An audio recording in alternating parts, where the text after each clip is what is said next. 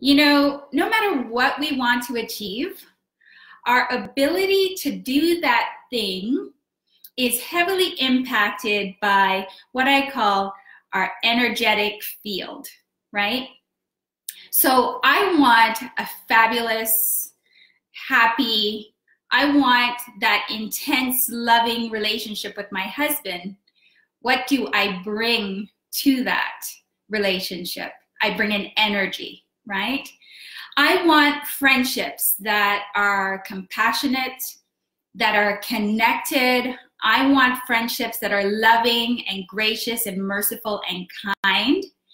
And so what do I bring to those friendships? I bring an energy. I bring an energetic field. And so then I want a career. I want a career that is vibrant. I want a career that is whole. I want a career that is looking the way that my heart is telling me that I should be living my life, right? I want everything connected and aligned. That's what I want. But to all of that, I bring an energy, right? So the thing is, our ability to get out there, our ability to get it all done, our ability to, get over the thing that's holding us back is all dependent on how much fear is in our lives, and the amount of fear that is in our lives actually influences our energy, right?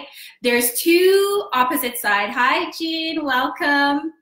So there's two opposite sides. They are not in any way congruent with one another. We are either in a space of love or we are in a space of fear, right? Hi, Carrie, welcome. So nice to see you again. So we are talking about the energy that we bring to all of these things that we want to get done. And the thing that impacts it is whether we are energetically in a space of love or we are energetically in a space of fear. Right? And so we begin something, right? But all of a sudden, it's not finished. The thing we want to get started never gets started. The thing we want to finish and get done never gets done by the way we start. And then there's like 1,000 things that distract us from starting that thing, right? There is this thing in our stomach that we start it and we're like, I'm too afraid, I cannot get this done. And our fear stops us from moving towards that thing, the exact thing that we want. And another thing happens. Either we destroy it, yes, either we destroy it or we get someone else to destroy it for us. Right? It's like energetically we pull people in and we go, okay, I want this thing, but maybe I don't want it. And we convince them either in our attitudes, either in the way we relate to them, either whatever you have done in the past, whatever I have done in the past, we convince ourselves and we convince these other people that are in our lives that we are not worthy of having this thing. And together, energetically, we come together and we destroy it. How many people have noticed that in their lives? That this thing you want over and over again, you don't get to it. And over again, there are these stumbling blocks. And energetically, it's almost like you are saying out loud, please just get rid of this, right? Destroy it, kill it, steal it from me. And what do people do? Well, they oblige, right? In that way, they energetically meet us in the place where we are. So we desire to stop behaving a particular way. And over again, we say, oh my God, I do the thing I do not want to do, and the thing I want to do, I cannot do, right? That's like right out of the Bible, but it's something that every one of us say, why do I keep repeating this pattern over and over and over and over again, right? Well, I'm going to tell you why in a second. The difficulty, I've been using this quote from Pierre Desjardins, the difficulty lies not in solving the problem. The difficulty lies in expressing precisely what the problem is, right? So my name is Dr. Joan, for those of you who are not familiar with me as yet. And Dr. Joan Samuels Dennis, I am a nurse and I have a PhD that specializes in mental health promotion. I am a certified counselor and I specialize in depression, anxiety, helping people who are experiencing marital difficulties, stress, and all of those wonderful things. And I call myself a soul worker because I believe all things begin at a spiritual level. And energetically, if we are spiritually healthy, then the thing we want aligns and it actually comes into our space. So we've been attempting to go through a journey of identifying what the problem is, but also expressing what that problem is. And we have been talking about why we don't show up as our powerful, authentic, beautiful self. And we've been talking about something I call the room. It's a space, so it may not exist materially. It's a moment in time. It's an event that has happened that has caused us or created fear, made us feel disconnected or separated, not only from ourselves, but all others and God.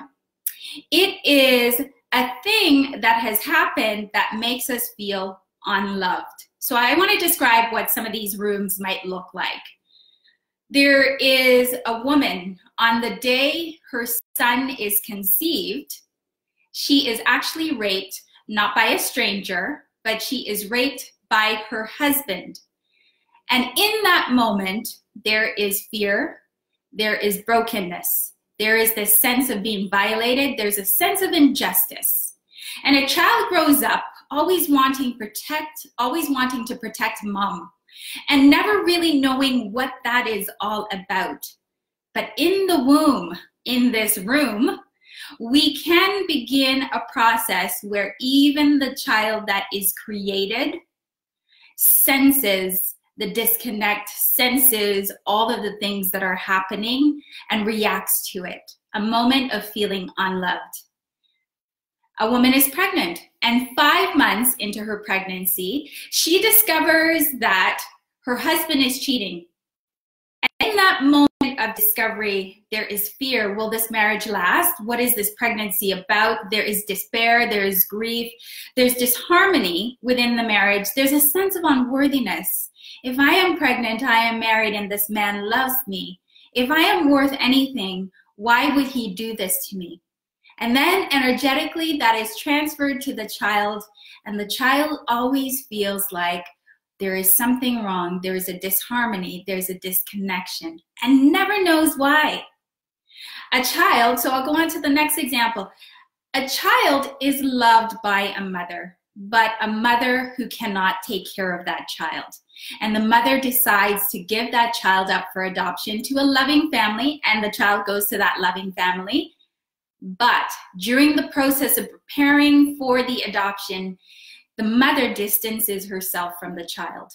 And there is an experience on the part of the child of feeling abandoned, rejected, that they are not worthy of love, because the mother is actually preparing the child to actually receive love, but in the process creates a disconnect, a separation. I'll go on. A young woman goes to a party. She's in her early 20s, in the second year of university. She goes to a party, and as she goes to that party, that night she becomes drunk, and she is raped by 5 young men. And in the process, she feels totally, completely violated. There is a rage that grows within her about the injustice that has just occurred. She de-identifies. She selects in that moment, because of the pain, to say, I am not worthy of love. I reject myself completely.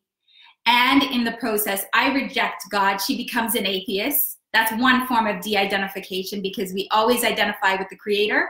And if we're not identifying with the Creator, there is a serious blockage in our spiritual energy. The other thing that we can do is we can de-identify from our sex, we can de-identify from our race, we can de-identify from all the places that we were born to sit. And we reject those places and become something else. So, you know, all of these things, I'm going to give you one more example. A child is kidnapped and is murdered. And in the process, here lives and breathes her family, who is afraid, insecure, anxious. They are enraged. There is this injustice, this unrighteousness, this despair, and this grief that has come into their lives. These are just a few of the rooms that I can think of and that have been a reality as I do my counseling. And they go on and on and on. These are hard moments, but sometimes they're not obvious. How would you ever know, unless your parents told you, that you were conceived during a rape? How would you know, unless your parents told you, that at 5 months, I discovered that your father was cheating, right? And how would you know, for example, that at the moment you were born, you were breached, unless your parents discussed it at length? And during those moments, that something emotional, spiritual was also happening. So solving the problem of things like feeling overwhelmed, not being able to do the thing that we desire to do, not being able to overcome depression and anxiety, PTSD, you know, these severe stressors that make us feel like we are living in a war zone. All of these things happen because there's an earlier moment in time. There is a room that we must all visit. We must look at it intently. We must discover the things that are hidden there. And so we've been talking about forgiveness. Soul work begins with forgiveness. And forgiveness begins with identifying the room. And then once the room is discovered, we also then need to look at all the people that are in the room. We need to look at our mothers, our fathers, our brothers, our sisters. We need to look at, you know, our friends and the strangers that kill, steal, and destroy our peace. We need to look at all of those things and forgive them. But during the process, as we forgive, we must also take the lessons that are hidden in the room. So as we locate the room, and I have a particular way in which I locate the room, and I'm going to offer you some insights into that. We are spiritual. We are energetic beings. And, you know, one of the first places that I discovered how energetic we were, I had a spiritual awakening moment, right? My husband in, I want to say November now, I'm always forgetting now, but November of 2016, had a massive stroke. He was traveling to China. And as he was on the plane, a clot had formed. And they think now it formed actually in his heart. But he has a small hole in his heart that then they discovered just now, a couple of weeks ago. And the clot that was present then traveled up to his brain. So he had a massive stroke in the left side of his brain. And so I then began a journey to China. And I was in China for about 3 weeks. And I call it the spiritual awakening moment for me. I had a WhatsApp group. I call them good vibrations, right? Because I knew energetically and spiritually I had to be in a zone where I was going to manage this at a spiritual level. I couldn't do it in a physical sense or emotional sense. I had to do this in a spiritual sense. And there were probably 100 people that traveled with me one way or another. And daily I would update them on WhatsApp and we prayed together and all of those things. But their energy pulled me through. And so after we returned in early December, and these amazing spiritual things began to happen for me. And one of the things that happened that Easter was I stood in church and we had a guest speaker. And as the guest speaker was speaking, everything in the church transformed. Everybody was transformed to a color of green. They were all wearing a holy garb, and they were, it was almost like standing, you know, you've seen in the movie with people wearing the hooded garb and it's all white and it flows right down to the ground. That's precisely how everybody looked, except it wasn't white, it was green. And green always signifies for me love. It always signifies for me growth. It always signifies for me renewal. And so those meaningful colors had a really big impact on me. But the thing was, it didn't end there. For the next 2 weeks, I walked around and I could literally see everybody's energetic field as I walked. And some people were healthy and some people were unhealthy. Now, I wasn't that insightful to actually pick up on who is healthy versus who is not healthy. I became good at that later on, but I no longer see the energetic fields. But that whole process revealed something to me. It revealed my gifts, the things that I could see spiritually. It revealed for me my empathic ability. So when I am counseling, I actually feel the emotions of my clients. So I don't have to ask them what they're feeling. In fact, I ask them to just clarify what the feeling is connected with. And so as I moved through that process, I learned about my gift to pray for people and heal them, my gift to offer blessings to people, and it comes. So like if I say something out loud to someone, it happens. If I speak it out loud to my husband, it happens. So now I know energetically, I cannot say a negative thing because it happens. But if I say a positive thing, that happens too. So I work with that spiritual ability now. So when you're able to see everyone, when you're able to pick up on their energy, the thing is we all have a high energy when we're in a place of love, but we have a very low level of energy when we're in a place of unlove, fear, right? So we all operate in a space of wholeness. And if you think about the body from top to bottom, that there is this flow of spiritual energy that is in play, the thing that actually puts out our light, dims our light, is fear. And where does fear begin? It begins in the room. And sometimes we can be in a marriage and we're thinking, this place is terrible. I don't want to be here. But it's because energetically you're not there. You're still in the room. And the things that are happening right here, right now, you're thinking it's about him. And it's not about him, it's about you. I'll say you, right? Because we all have to discover the room and we have to discover the fears that were present within the room. And once we discover that fear, guess what? We then begin the journey of overcoming it. And it's not an instant, I know it, so now I overcome it. No, it's an instant of, I know it, so now I get to practice overcoming it, right? If you go to the Bible in the book of James, James talks about the things like wisdom. Like if you want wisdom, pray for wisdom, ask for it. And then guess what? Prepare for the moments that will prepare you to be wise. So it's not that you ask for wisdom and all of a sudden it's like, oh, I am wise. No, it's like I ask for wisdom and then I get the same repetition of the room, right? And I see it over and over and over and over again until I overcome it, I resolve the fear that is associated with it, and I stop reacting to it. And then that is when my power, my faith is perfected. I live in a place of love. So I'm going to talk a little bit more about that.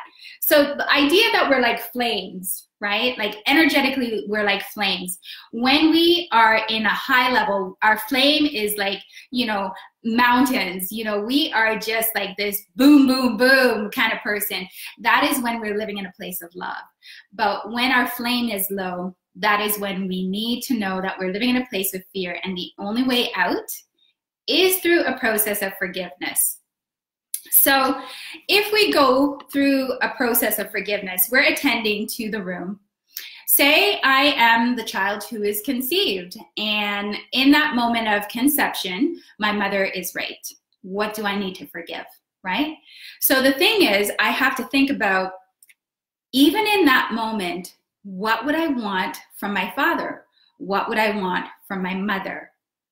And then I also have to think, what would I want from me? Even in that moment of conception, what would I want from me, right? So we always ask, and we've talked about this in the previous sessions, we always ask the question, what did I want? Well, if I am being conceived, I want to be conceived in love. I don't want to be conceived in a place of fear and darkness and violation. I want to be free from that. I want to come into the world like boom, boom, boom. I don't want to come into the world and immediately be squashed down because my mother is devastated and my father, who is devastating, is going to be devastated later, right? So all of these things matter to me. I want to come in high energy. I want to be fired up. I want to go, go, go. I want to enter this world and fulfill my destiny. I don't want to be hampered by anyone, right? But I also want something else. I want for my father to behave with love. And I want for my mother not to despair just because she has just experienced this, right? I want for her to be strong. I want for her to fight back. I want for her to just say something about this scenario that is happening. So we have these wants and these desires for the people who are a part of our lives. And then you can kind of go through all the different rooms and examples that I have just given, but those are there. So the thing I want and the thing I get, right? Every one of us, I always say, want to see love woven into every aspect of our lives. We want to see grace. We want to see mercy. We want to see an unending, unfailing love. We want to see patience and kindness. We want to see peace. That is what love looks like. And by the way, if you go to Exodus 34, that's exactly how God describes himself. So guess what? We all want to see God woven into every aspect of our lives. We want to see him present in the people we experience. We want to see him at work. We want to see him in everything that we do. So as we are going through life and as we are learning what it is to be a human being, the thing is, we're supposed to be learning what it means to love, right? So the thing is, as we want to see love, on the other hand, we see unlove. We see fear. We see disconnection, separation. And so as we get those things, we yearn for, we desire, we're like, oh my God, give me something different than what I am seeing right now. In those moments, even in the moment we are conceived, as we're experiencing all of these things, there is a feeling that is associated with these moments. So we have to become very clear. What was the feeling that I experienced in that moment? Hi, Marsha. Hi, Shelly Ann. I've been talking. I didn't even realize you were there. And so we describe fully the feelings. And then the other thing is to figure out, with a heart of compassion, why did this person behave the way that they behaved? Why would a husband rape his wife? What would be going on in his mind that would help him to think that that is okay to do? What causes us to actually murder one another and think in somewhere in the recesses of our mind that that is okay? What causes us to speak unkind words to people who are the most vulnerable in our society and think that that's okay? In fact, what causes any of us to behave towards another with anything that is unloved and still think we're okay, right? So that's a state that we're in. But compassion requires us to step into the other person's shoe, to experience their room and how their room contributes over and over and over again to the thing that they have done to us, right? And compassion also helps us to know that as much as we look at other people and say, you were wrong, the thing is, we always have to turn and look at ourselves and look at the ways in which we've been repeating the same pattern against ourselves, not even against other people, but against ourselves. The final part of forgiveness is about letting go. Finally, when we come to that place of compassionate understanding, and a key part of that understanding is this: I am where I am right now. You are where you are right now. We are all doing the best that we can. If we could do it different, guess what? We would. No one says to themselves, well, I know the proper behavior, but I am going to choose not to do that right now. If we say that to ourselves, we are lying, right? Because we don't know the proper behavior. We still think it's okay to lie to ourselves, and that is not proper behavior, right? So finally, after we come to that place of understanding, if a person can do it different, they will. If they can't, they won't. And when we come to that understanding, we release them completely and we let go.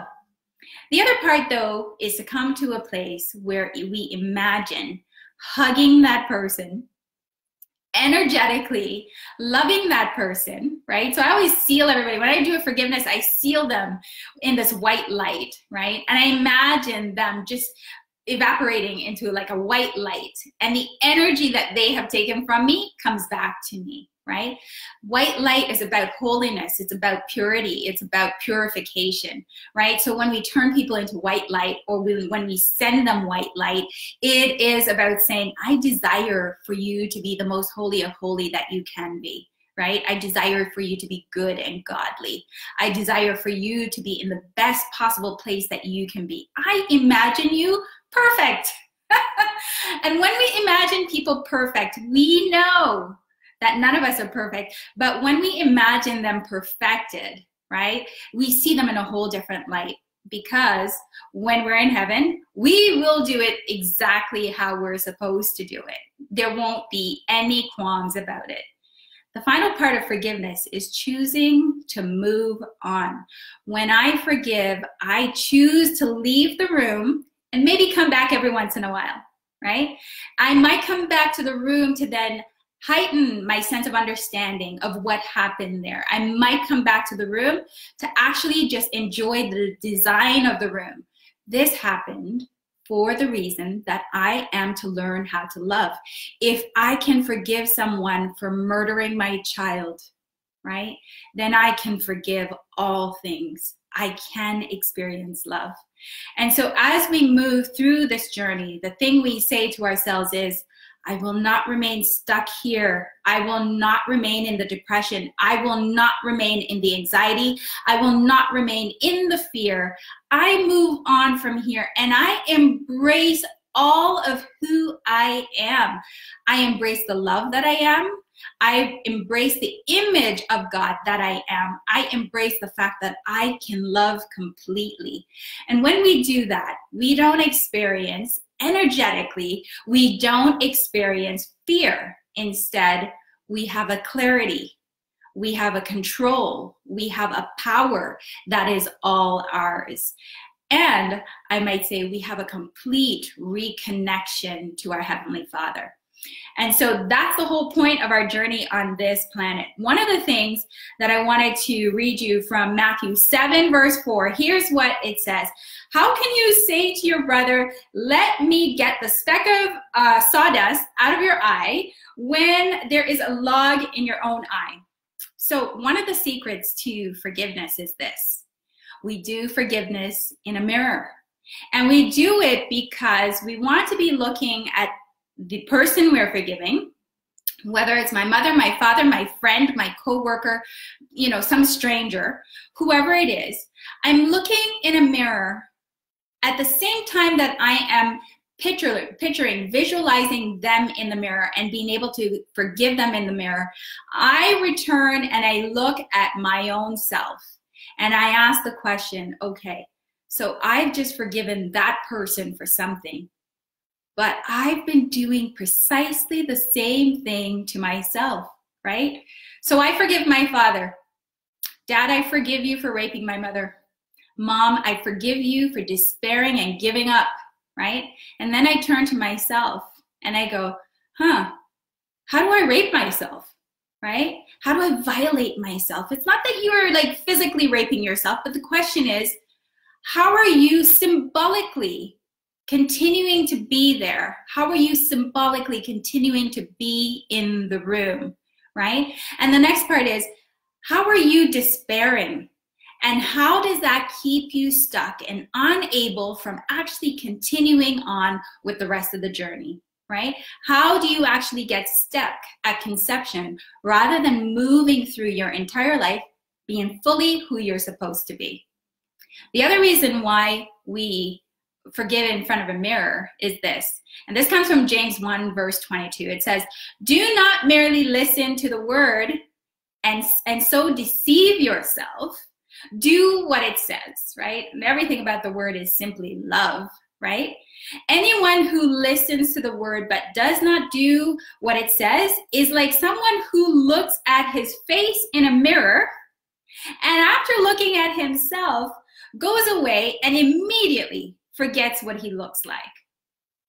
Energetically, spiritually, we are all supposed to look like love. We are supposed to be God-like images. We are supposed to reflect Christ. And so as we move through this life, our journey is about spiritually, energetically coming to that place where we look like love. And when we look like love, people see it. All of a sudden, they're excited to meet us. All of a sudden, they're like, man, he's the real deal. You know, there's a guy that you can count on. There's a guy that's honest. There's a guy that will show up.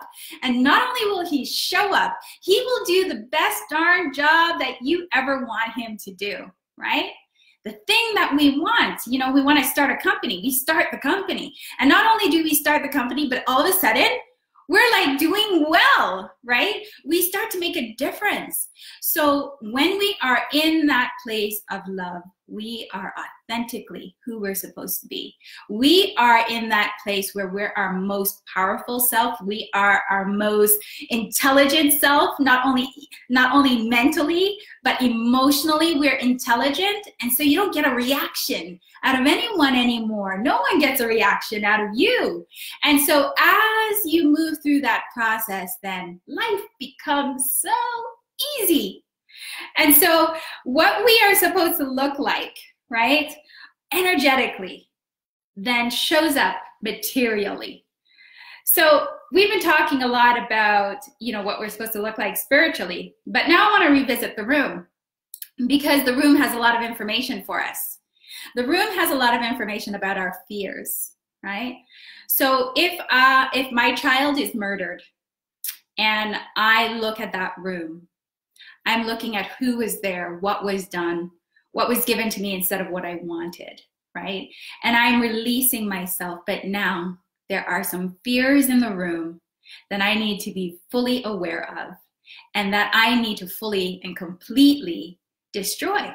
I need to put light into that room. The other thing is there are false beliefs in the room. So if I'm a young woman and I'm raped, and I'm gang raped by 5 guys, right? The false beliefs, right, that we make up about ourselves, right? So we de-identify. All of a sudden, instead of being white, we're black. Instead of being, you know, like I'll say straight versus gay, right? We de-identify. Our identity is dissolved. So the thing is, we need to come back to that place where we're whole again. And the thing is, the perfecting of love needs to happen within that room. And it begins with looking up, receiving the love that has always been present, right? Love comes from a source. God is the source. And as we receive the love that is already present, then the next thing to look at is, do we love ourselves? And once we love ourselves, it's not a problem for us to radiate love out to every other human being on the planet. So when we come fully and completely to a place of what I call faith, love completely, we don't fear. And the fears that are in that room are so completely understood that we can now say, no, if I am afraid, it simply means that I have no awareness of complete love, right? And so that's